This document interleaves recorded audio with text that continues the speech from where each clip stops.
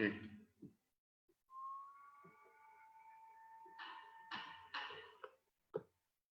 So welcome to each one of you who are assembled here for a short talk on introduction to yoga. The key idea to have such talk, is to understand what is our understanding of yoga as a system. So the best thing would be if all of you could come on video. If there is a network issue, that's fine. But if there is no network issue, please come on video. You are what you are, you will be accepted. So no need to worry about it. Okay. Unless there is a real issue that you can't keep your video on. Yeah. Great. So thanks again. So I would like to leave the floor open for just 5 minutes to understand from each of you what you feel yoga is, and kindly keep your responses to 15 seconds at max, because we need to start based on the inputs I'm getting from you. So can you start with Ram? In my screen he is first there. And multiple reasons for me to start yoga. One is stress management, anxiety, and just general physical wellness. And second, I was telling you, right? Yes. We also do wearables, and I'd like to see how I can contribute from the technology point of view towards yoga. Sure. Thanks, Ram. Can I listen to Swarna Kamakshi? Yeah. Hi. Yeah, yoga. I've always been interested, but never yet got down to really doing it. I always considered painting as my yoga, but I want to get into the proper yoga. A search for a balance between who I am today. I sort of deepened the search into myself. Not very happy with how and where I'm going with it. So need a little direction into how to do this.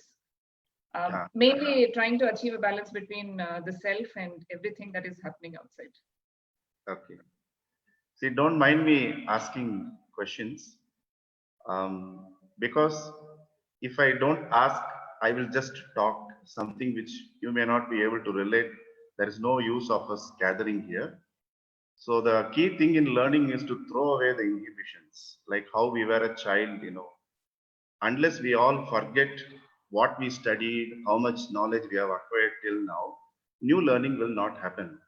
So the basic idea is when we walk off after this 30-40 minutes, all of us should have a takeaway. Whether we start to study today, tomorrow, or sometime, but that takeaway will keep reminding us, yeah, I need to get back to myself. That's the reason I'm just asking. Some of them I know here, I have interacted with them, so I may not ask. So do not feel I'm partial towards only a few people. I'm telling you beforehand. Yeah. Can I know from Ranjit what he feels yoga is? Ranjit, you have to unmute yourself. I'm sorry, can you hear me now? Yeah, absolutely. Okay. So I started yoga mainly to deal with back pain. And that's what initially got me to actually practicing yoga more for the flexibility and stuff. But practicing it for a couple of months, I realized it gave me a lot more with dealing with my stress at work, and also just being very mindful, being able to concentrate on the moment, on my breath, and which basically helped me. I realized my whole day was a lot better if I started off yoga in the morning. So much so I've been practicing for 1 year now, and I would really like to become a teacher in my part-time. I'm going to do my course in October, and I'm hoping that this would be my first interaction with actually learning more about what it is. Sure. Thanks, Ranjit, for being so clear and specific. You're welcome. Sachin, would you like to go next? Yeah, sure, KP. So I think I have been doing on and off yoga, but now I think I want to make it a part of my daily routine. So how do I make it a part of daily routine to bring flexibility and focus and mindfulness is, I think, is my objective for this. Great. Yeah. Anita, you are there? Yeah, KP. Yeah. So to me, I think I was never a yoga person, but only in the last 3-4 months that I even started looking at what this can do. And I think by design, the only thing which all of us could do is, do some stretching. And though I did some, some back then some courses, but I never took to it. But today I know it's going to be a way of life for me. So it's something which gives me a lot of calmness, and I know that's something which I have to do on a daily basis, and it definitely reduces a lot of anxiety and stress. But I'd like to really learn it the right way. That's where I am. Thanks, Anita. Chitra, would you like to share? Yeah, as far as me is concerned, like I think yoga, it gives a stress relief as well as for body and mind. Like we can concentrate on one particular thing. Like we are bringing everything under one. So that's what yoga means. I'm not so deep about yoga. I'm sorry if I'm wrong. No, nobody. If anybody is so deep, we would not be in this life, including Okay. everybody in the screen. So all of us are in the journey together. Okay, fine. And you will discover that we are already doing many things, but we don't know that we are already doing. That's it. Yes. Thanks, Chitra. Sudipto, would you like to do? Yeah, thanks, KB. I think this is the first yoga forum that I'm participating in. I'll just keep it short. My understanding of yoga is that it's an exercise of mind and body, and that's how I understand it from a distance. Super. Monikut? I have been doing yoga on and off. I mandatorily do 2 asanas every morning. But yes, the more you learn, the more you consistently do it, the better it is for you. What I'm looking for, balance in equilibrium of the mind, and yes, balance in my life. Thank you. Great, thanks. Any of you would like to talk next? Couple of you, then we can slip into the session.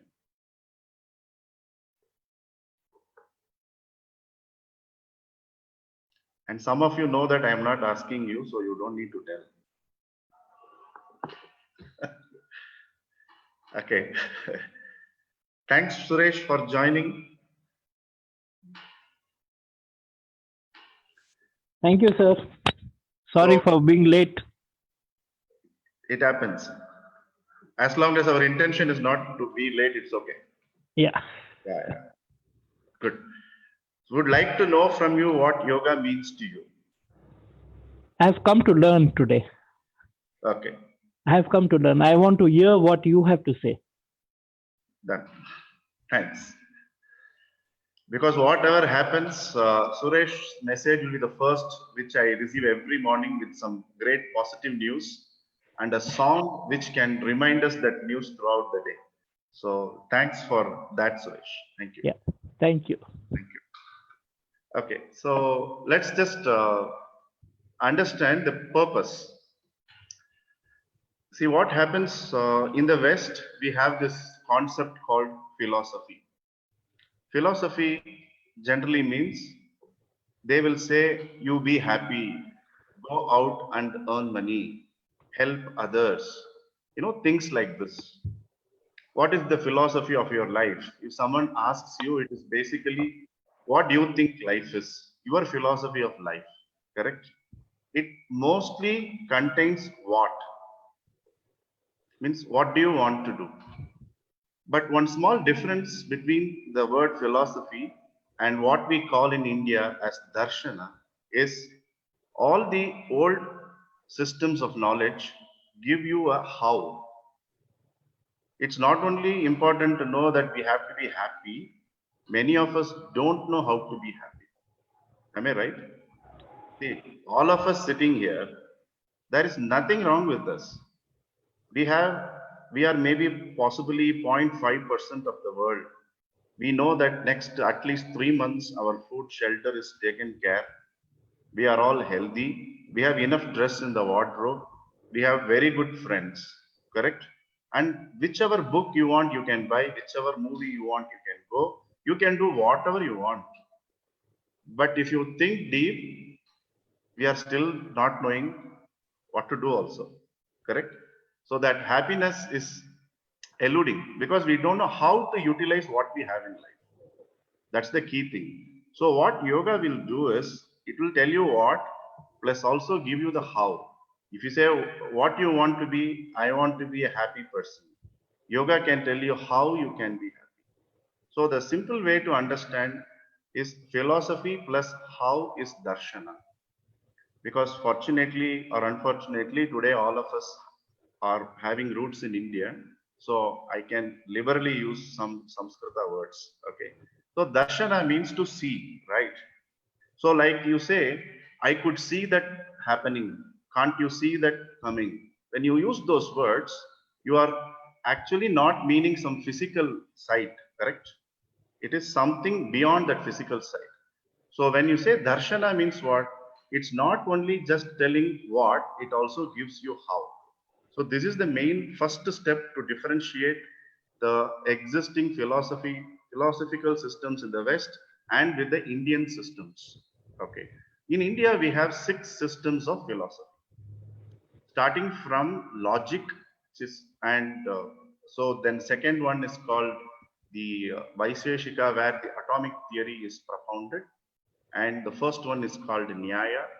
The third one is called Sankhya, from which all the modern medicine systems and the traditional medicine systems like Ayurveda, Siddha, homeopathy, anything to do with you and something. There are duality, the plane of duality, correct? So all that comes in Sankhya. The fourth stage is yoga. What's the difference between Sankhya and yoga is in yoga, the great Patanjali, who is considered as the father of yoga system, introduces the word called Ishvara. Ishvara doesn't mean the kind of God which we are imagining. It is a special being.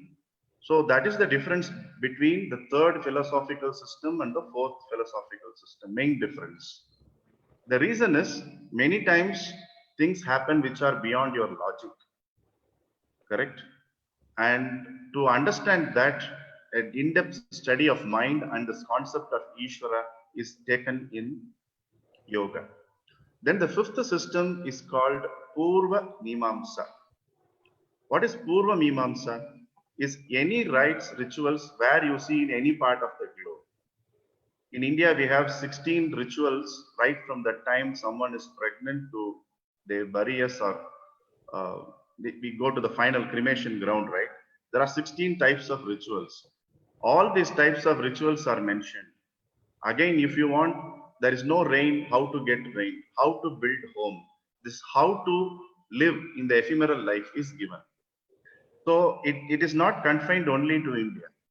Wherever you find an encyclopedia of things of how to, you can classify it under the fifth system. The sixth system is called Vedanta, which is the ultimate, where it tells that there is only one, that one appears as many. So this is in a very quick way. I'm just trying to tell you in a short time, right from logic, atomic theory, medicine systems, working with us, doing the things in the day-to-day world to achieve what we want. The sixth is non-doing, which is if you know who you are, then you don't need to discover it. Already you are discovering who you are. So this is in a nutshell the 6 systems of Indian philosophy. We call it darshana. Why it is darshana? Because it gives you a what and a how. This one first differentiation, let us understand. Then the second aspect I would like to tell you is many of the systems which were there before Patanjali came and compiled had also had the name called yoga. So what is the difference between the systems which were there and the system which is established by Patanjali? Okay, that one important thing we have to understand. The key difference is Patanjali in his entire 196 aphorisms through which the word yoga is expounded has never given any processes for us to do. It's a completely principles based manual or a benchmark setting manual. So if you ask Patanjali what is asana, means posture, he would have defined what is posture. He would have defined what is pranayama. He would have defined everything. So it becomes important to study the processes through which we can experience these benchmarks or principles. Correct? Like you have a textbook a textbook is prescribed in this college or school, then you need a teacher to teach you through some lab experiments, some site visits, some homework, and some examples. Correct? So that whatever is mentioned in the text, we understand. Similarly, yoga has this rich connect with the living traditions. So what these living traditions do, depending on the day and age we live, they define which are all the postures which will be suitable to people living in this era, which are all the pranayama techniques which can be practiced, how a person can enter and exit meditation. Things like that are mentioned. Okay, for example, 20 years back, if all of us were having this session hypothetically, I don't think any one of us would be sitting here with these t-shirts, kurta, pajama, and whatever dress. Our dress would have been different, right?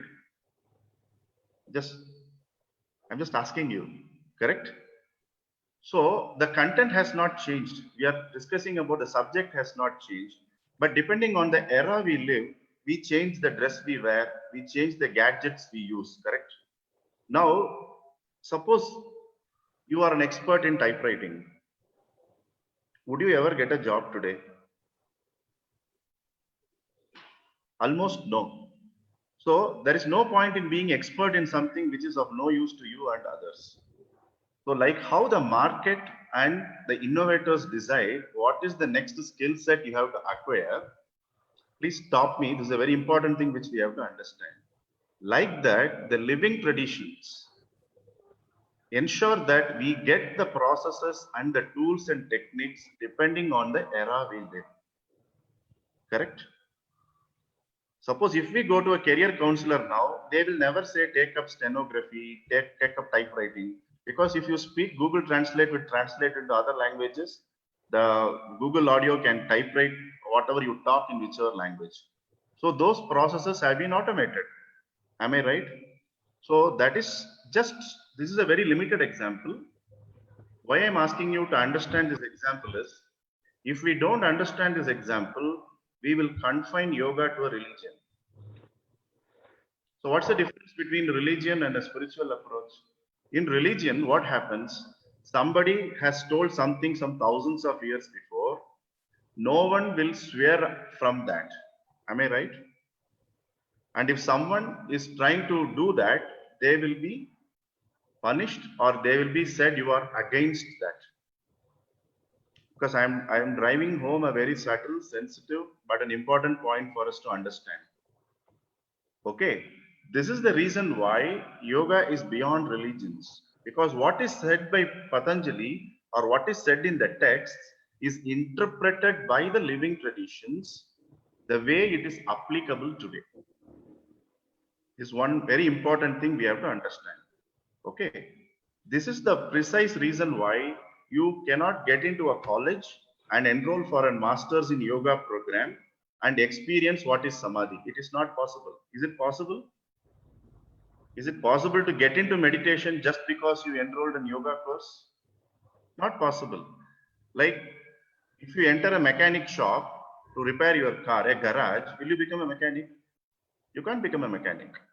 But religions are designed like that. You pick up a religious text, it means you feel you are a great religious person. No, not like that. You have to be experiencing what is said in that. So it's completely real. So the living traditions come and play a great role in making us understand how we need to evolve with the times. Okay, so this is very important. So now the third point, because I keep saying living traditions, some of you may think, what is this living tradition? A living tradition is one where you can identify at least 3 generations of teachers.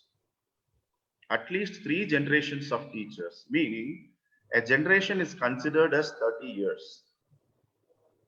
You are there, the 4th generation. So a minimum 100, 120 years of knowledge and the processes, the tradition would have done some processes, experimented, fine-tuned, and then they will pass it on to us. It's not that you sat under a tree like Buddha and you got enlightened and you start to teach. Those things are pretty rare. There is rarely you find today Nisargadatta Maharaj or Ramana Maharshi, whom you can't trace their teachers in this life. All of us first, whenever we enter this path, like how I started, like how we need to have the mentality of a child, we should have a mentality throughout any new learning. You got it, no? So this is very, very important to understand. The tradition is where these processes are tested. So coming back to how generally the processes are done at Srimad is, generally when you walk into a studio, directly you start practicing sun salutation or Ashtanga A series, B series, or beginner, intermediate, advanced. These are all the things which are taught. But in the 1960s, Swami Shiv Satyananda figured out that most of us would have problems relating to our posture, joints, digestive system, and most of us will have energy blocks in the body. What is an energy block? In a simple way, you took all the supplements which your doctor gave, you are taking breakfast, lunch, dinner in a completely nutritious way, but still you feel there is no energy in the body. Very simple. You take everything, you do all the exercise, but you don't know why you are having constipation. You got it?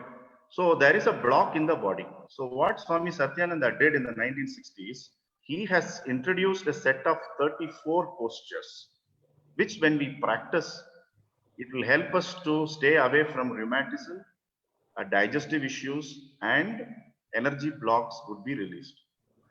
This particular 34 set of postures, we will never be able to learn if we do not know which is a living tradition and how can you learn what you need today.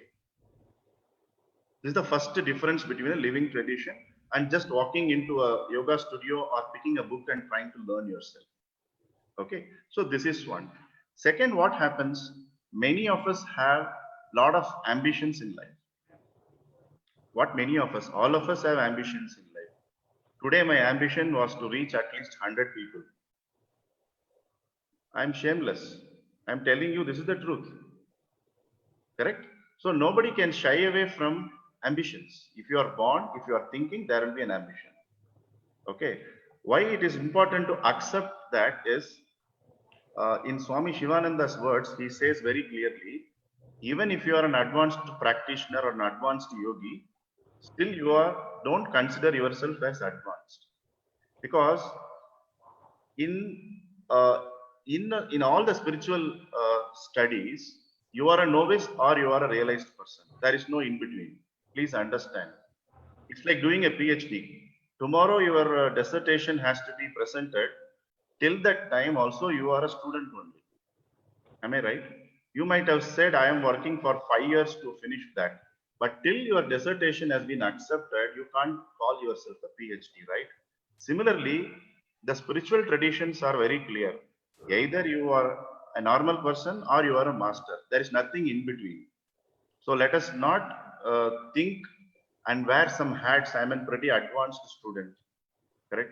The moment you think you are an advanced student, you are worse than a beginner, because you have to work that thought inside you. It's so difficult to get out of that thought.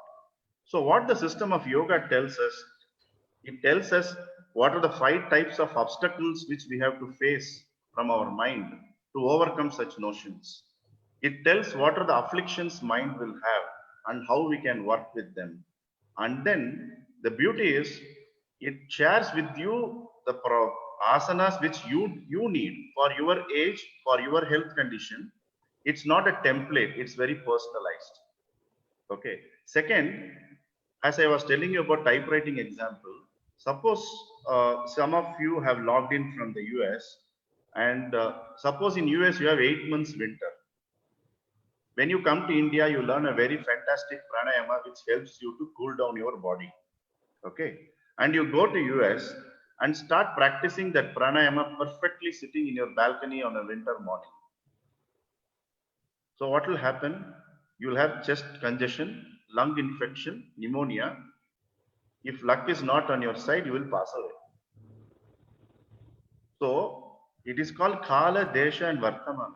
You cannot practice everything at every time just because you are an expert in it. So when you study yoga systematically under a tradition, it will tell you at which season, which pranayama to practice, which asana to practice. Suppose if you are coming back from office, that is the only time you have to practice your asana pranayama. It will tell you what things you can practice in the evening, what you should not practice. So these kind of personalized guidelines we get when we study yoga from tradition. Okay, so this is all the basic things. Now going back to ambitions and desires. So unless we understand, overcome, and know how to achieve these ambitions and desires, there is always going to be a what you can say, disturbance in the mind. Like when you sit to do your pranayama or when you sit to do some work, your pending email will come and remind you. Some WhatsApp message would come. Somebody will call you for a walk, correct? The song which you like would be played. Then you will say, after 5 minutes, let me sit and be with myself. Okay. So these practical, so-called practical things, how to manage it in a practical way. Yoga teaches you that. Because yoga says there is no point in suppressing whatever thoughts or suppressing the desires. First, understand why that desire comes, and later understand the processes through which you can harness those desires so that you can achieve your goals in life. And there is nothing called stress-free life. Stress-free life is possible only for a dead body or a master. We are not both. All of us are live and kicking. Without stress, there is no life. Can you ever get music from a guitar which is not strung properly? Suppose you break open a cocoon, will ever a pupa become a butterfly? Never. Suppose there is no stress, will you ever get creative ideas? Suppose Corona was not there. We would be our lazy self, right? We don't know what to do. So the stress and these unexpected situations actually put us to think. So yoga teaches you in a systematic way how to manage it, how to accept things in a practical way which you generally deny, accept yourself as who you are. Correct? These are the basic ideas when you do the yoga as a system. But when you do yoga for a physical comfort or health, you can stop with asana. You can find out a very good teacher. Today you have Google reviews for good teachers, right? You can go and study with them. But when you want to study yoga as a system, you have to walk into a living tradition and study. Is it clear? It is not only about physical fitness, because the physical fitness we do for you to enable to sit comfortably to practice breathing technique, which is pranayama, is the fourth limb. Yoga has 8 limbs. And after you are comfortably practicing your pranayama techniques, seated in a very proper position, the mind gets the idea how to withdraw. When I say withdraw, you will start telling clearly, let the email wait, let the movie at Netflix can be viewed later. I can attend to my WhatsApp later. You will start getting a lot of clarity about where you are going, what you are supposed to do, and how you have to do it. So that is called the withdrawal. And through a process called Yoga Nidra, Swami Satyananda has beautifully devised, which helps right from stress relief to desire manifestation. So once we develop the ability in the mind to withdraw from unnecessary pursuits, correct? Unnecessary pursuits, the mind gathers one-pointed to become and to develop concentration. So which Patanjali slots it as the 6th limb of yoga. For that also processes are given in the tradition. Afterwards, once we find we are able to sit for at least 20 minutes and calm, collected, the breath is normal, Then gradually you are taught how to enter into meditation. Because entering meditation is something like entering a temple. You can't force yourself to worship. Can you force yourself to worship? Like that, you can get an entry into a meditative state and it happens. Correct? So today what's happening? You push yourself into meditation. When you push yourself into meditation and you open your eyes, the first thing which will happen to you, you can notice, you will be a lot angrier than you sat before meditation. Just test it out. You try to forcefully sit to meditate. When you open the eyes, God forbid, whoever is standing before you will get the blast of their lifetime. You just try it out forcefully. 20 minutes you sit and get up. Because when you close your eyes, you are physically shutting from the world, but you can't shut down from your mental world. Correct? Because the mind knows which skeleton is in which cupboard in your inner recesses, the memory. One by one, it will start throwing. How are you going to manage it?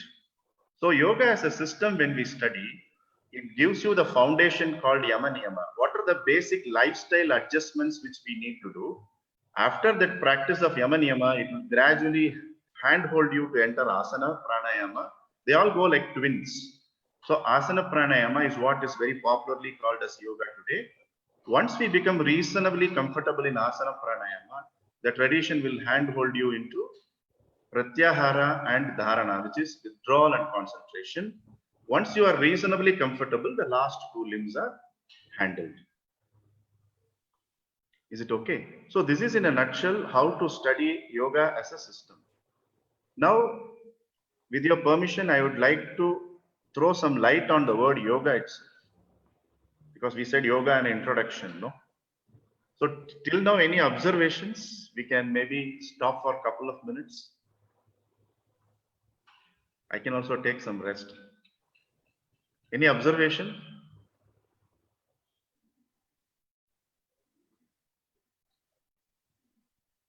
Ranjit, any observation? Well, one thing I realized, and I really liked what you said, is I liked how you said that yoga and meditation and pranayama cannot be used in the same state all the time. You got to modify it for, you said seasons, but it can also be on the mood, on your intention, and what exactly you're looking for. So there's not just one thing that you have to do, but it has to be tailored. It has to be modified per person and per requirement. And that's something I think is very valuable to keep in mind. Okay. Any point any of you would like me to address more? Did I say it pretty fast? Anything? Because it's not planned, so I'm just asking you. Okay. I take silence as you're all comfortable with it. Okay. The 6 different states of the mind, and how one should deal with them. So you're asking me to explain now? It will be too lengthy, I guess, right? Yeah, that we will take up as a study later. Oh. I'm just giving you the possibilities where yoga can take us. Okay. So now coming back to the textbook definitions of yoga. The textbook definition is what? The beauty of the Sanskrita language is every word you can break up, every word you can find the root of it. For example, the word Samskrita itself has a meaning. Samyak kritaha. That means perfectly done. You can rarely break or have a meaning for any language in the world. Is there any meaning for the word German? Even for the word Hindi, we don't have meaning. We don't even know when that word came into being. Correct? So this is such a structured language scientifically designed for us to keep things in memory. Because in olden days, they purposefully avoided texts so that people retain everything, whatever they need in the memory. So this language is designed like that. Similarly, the word yoga, you can break up as from the root, it comes from the root called yuj. The word yuj means to unite. So the popular misinterpretation is connecting the so-called Jivatma with Paramatma like that. In the books we might have read. There is no way, that is not the right way to understand, because in that level there is only one, Atma is only one. Okay, if you are trying to define it like that. So it is a union of what? Union of what you are, from where you are, it draws a path to where you are supposed to be, who you are. That's it. Very simple way you have to understand. Correct? It is like reconnecting you with the real you. Very simple. So let's not bring in big words like Brahman, Atman, the supreme reality. That's all domain of Vedanta. These are all the things which put off people, and you will find out that that is there, I am there. That means that bigger source is there.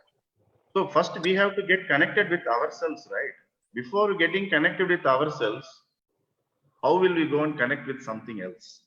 So yoga is a great way to connect with ourselves. So how you can get connected with yourself is by being aware. In every step you are aware. So when you are aware of your thought, word and deed, as much as possible, it means you are practicing yoga. Suppose someone is driving, at that time their mind, the way they have to drive, everything is in sync, correct? You can easily say they are doing it. They are doing exactly what they are supposed to do. It has to be, there is an alignment in everything what you do. That's a practical way of understanding yoga. Okay. The other definition for yoga is balance. We always have to balance the opposites. Remember, we are in the plane of duality. If there is a sunrise, there will be a sunset. If there is happiness, there will be sadness. So let's not escape from it. As long as the mind is able to be happy, give yourself the permission to feel sad. So let us not trick ourselves to, I will be happy ever after. Those things are good for movie endings. So this is the reality. If you can experience pleasure, be prepared to experience pain. Both are experienced in the different extremes. So what yoga does, it helps us to balance by understanding, yes, there is a pain. That means the light at the end of the tunnel is nothing but pleasure. Oh, there is pleasure. I don't need to jump around too much because something else can be in the end of the tunnel. It mentally prepares us to accept the dvandvas, that is the opposites.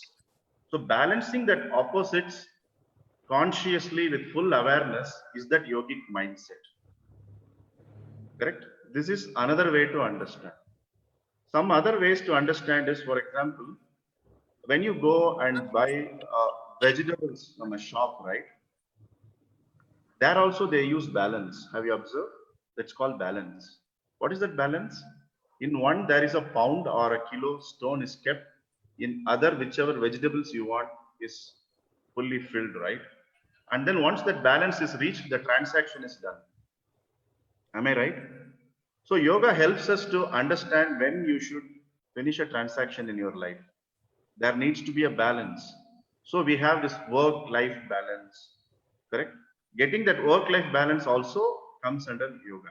That means wherever you are trying to manage the poles, wherever you are trying to balance the opposites, you can utilize the word yoga. When we do like this, what happens? There is a state called equanimity of mind, which will gradually develop, because we understand if market is on the upswing, their recession is down the corner. If Boost is giving you 2 Cadbury's free with that, that means either the sale of Boost is less, something is there, and the marketing people here know, they are smiling already. Correct? Now nobody will give anything to you for free. So if the markets go up, markets will come down. Okay, if there is sunrise, there is going to be sunset. So this kind of knowledge which is there in the intellectual domain, when we start living a yogic lifestyle, it will become practical for us. In the intellectual domain is the what goes up comes down. That is intellectual domain. But when it happens to you in life, are you able to be in that state of balance? So how to be in the state of balance when these poles happen to us? That is the processes through which yoga helps us to achieve. Okay, these are the various definitions of yoga there. And before we end and open for questions, I would like to tell you the difference between the yoga styles in a nutshell and how yoga is taught in the tradition. So when you walk into a studio, there the teacher or the studio will say, we teach Iyengar style here, we teach Ashtangas, we teach in yoga. Now you have acro yoga, aqua yoga, many types of yoga are in the market. All they need to do is to add one word there. They should say yoga asana. Am I right? So whatever you are getting in the studios, mostly is yoga asana and some pranayama. But when you walk into a tradition and learn, you will first help yourself by resetting your mind, by understanding how the first two limbs called yama and niyama helps us to stabilize ourselves. Then the tradition will take you into a set of asana pranayama which are important to you. Then depending on how you are, it will teach you how to understand your desires, because you cannot wish away from desires. Once you understand how to manage and manifest your desires, your deeper work with the mind is made much easy. Okay, then the mind gets into a state of calmness, and then it can enter into states of meditation and more after that. So the entire system is presented to you as yoga when you study in a living tradition. And some few aspects of that would be presented to you when you study at a place which is called a studio, or whatever way you want to call it, or a style of yoga. So this is another small input I would like to give you. So from my side, I think I am done with it. If any of you have any specific questions, feel free to raise and let's try to answer them.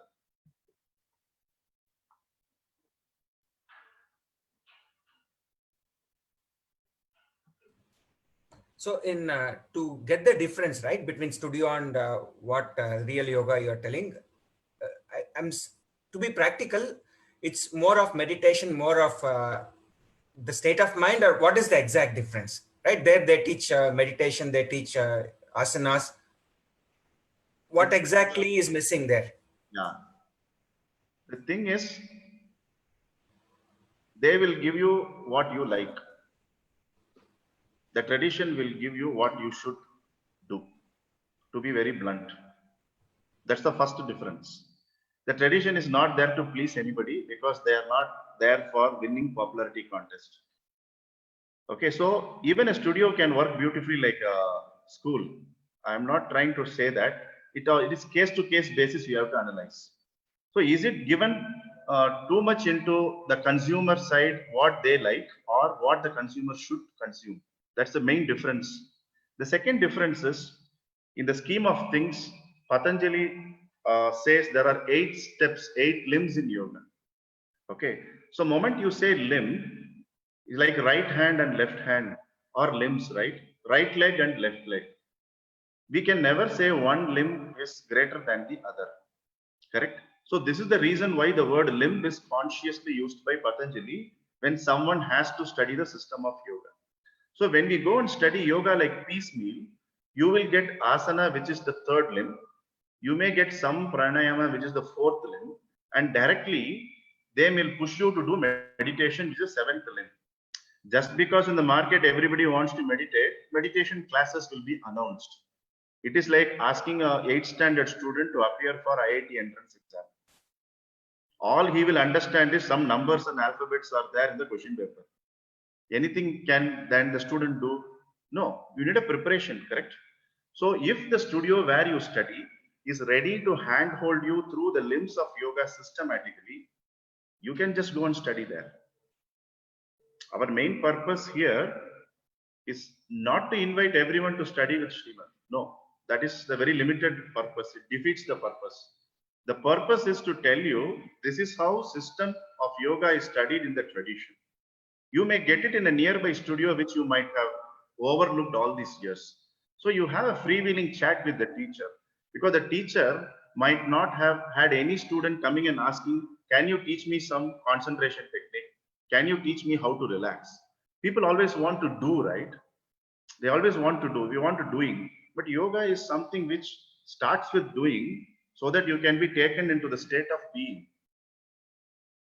Correct? So the in between limbs of yoga, like withdrawal, the withdrawal is where you learn how to manage your sensory impulses. When I say withdrawal, it's not just sitting at home. Sitting at home, we can watch Netflix also, right? Which is more dangerous than going out. So withdrawal doesn't mean sitting in one place. You should know what to do when you're sitting in one place. So that is the thing. And when you say concentration, today we can concentrate on the job in hand or a business because that is our life. Correct? Suppose if the vitamin M, which is money related stuff, is removed from the projects, are you still able to concentrate and work on those projects? So then our concentration tumbles, because there is what is in it for me is missing. The tangible what is in it for me is missing. So when you study yoga and tradition, it helps you to train your mind to focus, because it has to be focused. You don't, there's too much look out at, will I get name, will I get money, am I using my time properly? All those doubts are clarified right at the starting stage itself. So that is the key difference between studying yoga systematically in traditional schools and in a small place called a studio. So if the studio is able to offer you the processes for third limb of yoga, which is asana, fourth limb, which is pranayama processes, fifth limb is pratyahara, which is withdrawal. They are giving you processes for concentration, gradually leading you to meditation. Please close your eyes, go there and study. They are doing something right. At the same time, if you happen to meet your yoga teacher at a pub nearby on a Friday evening, know that you are studying at the wrong place. That means the yama niyama are gone. It's like a hole in the bucket. So these are some of the things which we have to see. What's the lifestyle of the teacher?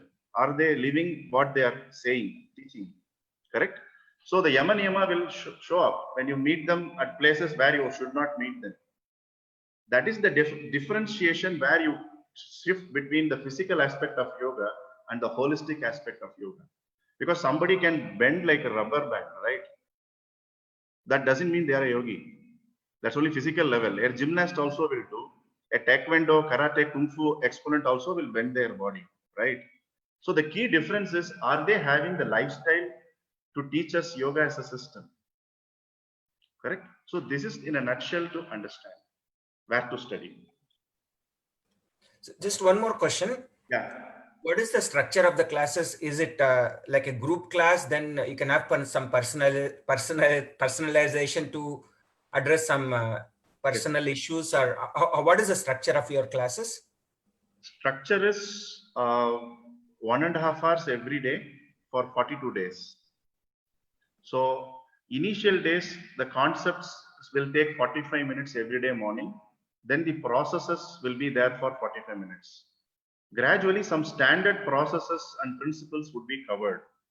So when we reach the stage of practice of Yoga Nidra kind of processes, then we would teach you how to convert your desires in the practice without listening the desires from you, because that is personal to you. Then you will have every 15 days an opportunity to interact with our asana pranayama teacher, so that that which is specifically for you can be drafted and you can be taught. You know, it is like first a buffet spread is there, which is standard, and then you pick and choose what suits you, right? Your taste palette, like that. What has to be learned mandatorily will be taught to you. Later, you will be helped to devise a class which is very personal to you. You know why this is important? As a yoga teacher, you may be giving a session to a group of people, but that is not the asana pranayama which you will be practicing for your private practice. Is it okay? So that two systems will run in parallel when you start going in the system of yoga in a deeper way. If you are learning only for your personal practice, then it's fine. But if you are going to become a teacher, you want to share that knowledge, you should have the ability to teach everything as well as practice what only suits you. So that kind of work also we will do with you.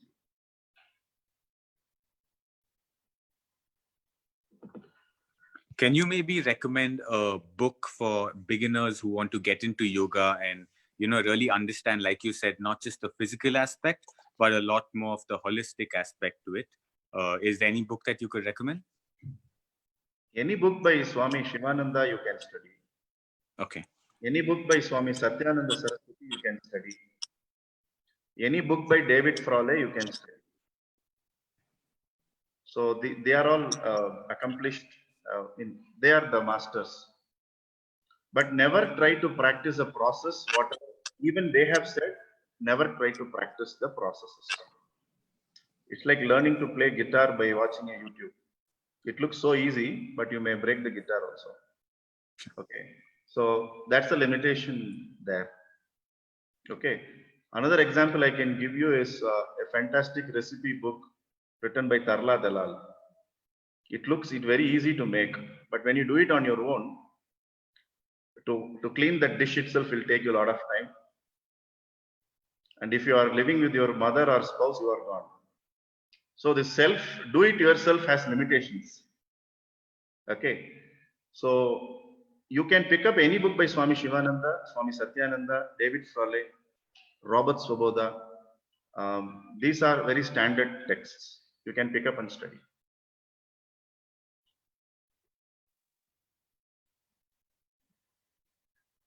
And I will also send you some articles to whoever who has attended here. Maybe you can WhatsApp or mail me. I can share with you some reading material. If you are interested to do that, you can. That would be great. Thank you. Yeah,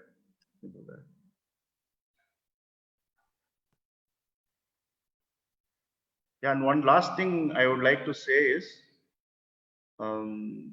let us not feel that because we are studying the system of yoga, we have to move towards a very austere ascetic living, and we have to leave our worldly joy.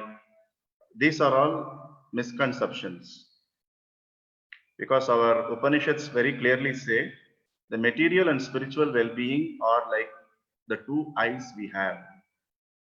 And remember, we are all householders. When I say householder, it doesn't need to be that you are married. Moment you start earning and taking care of a household, we are all called householders. So when we learn yoga as a system, it will help us to be great householders and fantastic leaders at our workplace.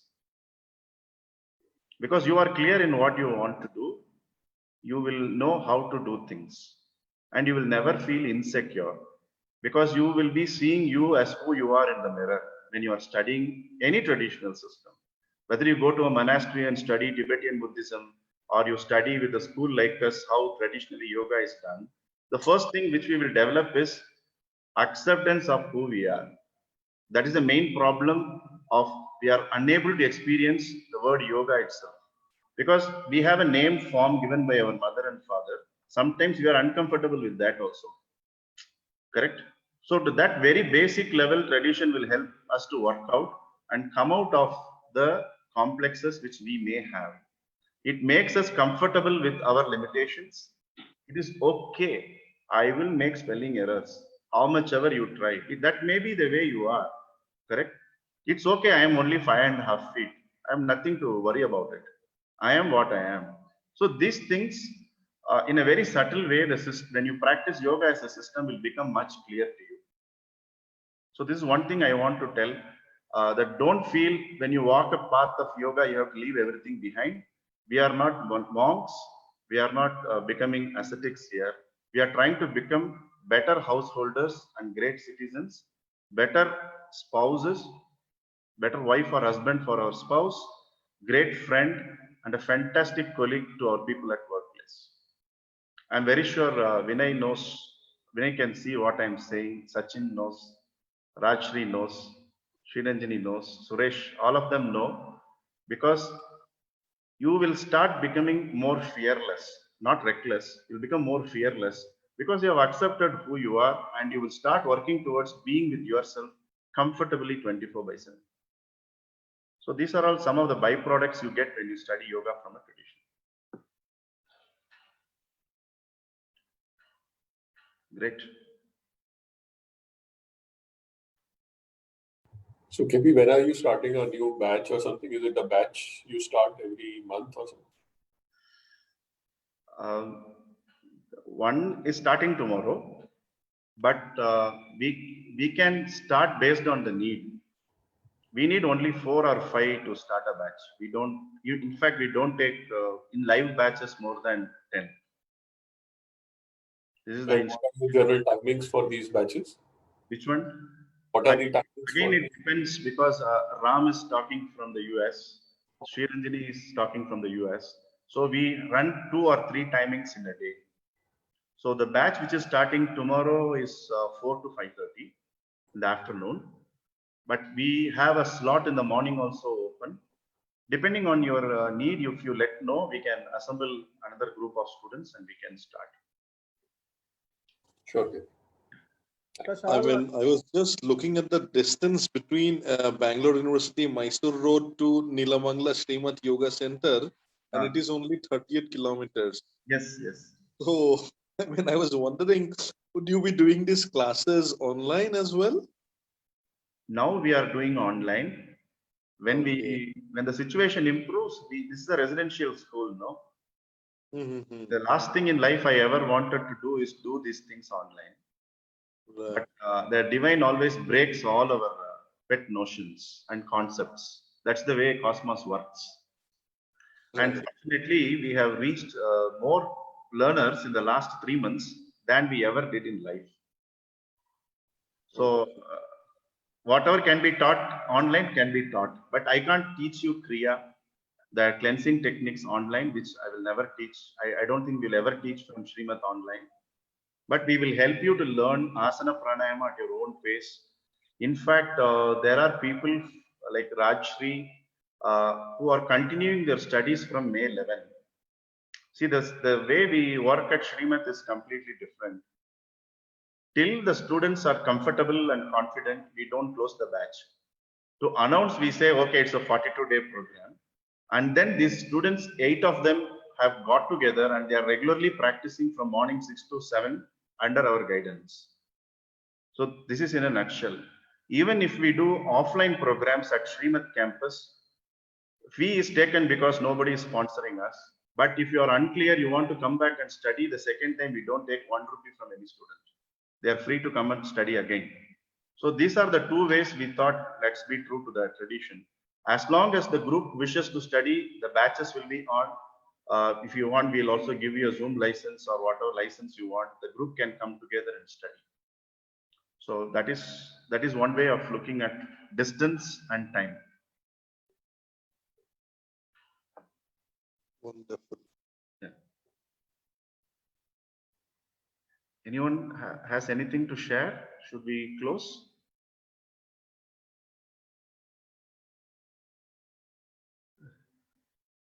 Good silencing.